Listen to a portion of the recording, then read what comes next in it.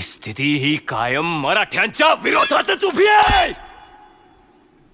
तरी त्या परिस्थितीच्या कंबरड्यात आपण लाथ घालायचीच.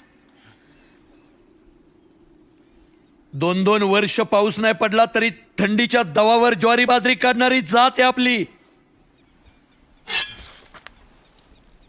निसर्गाला नाही कधी जुमानला पोर्तुगीज काय.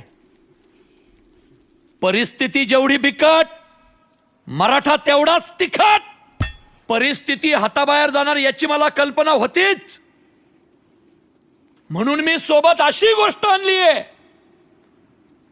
जी पाहिल्यानंतर येसाजी तर लढलच, पण मरून पडलेला येसाजीचा कृष्णाजी बी उठून लढल. पाय तुटलेला शिरप्या लढलाच, पण त्याचा तुटका पाय बी वेगळा लढल. तुकोजी!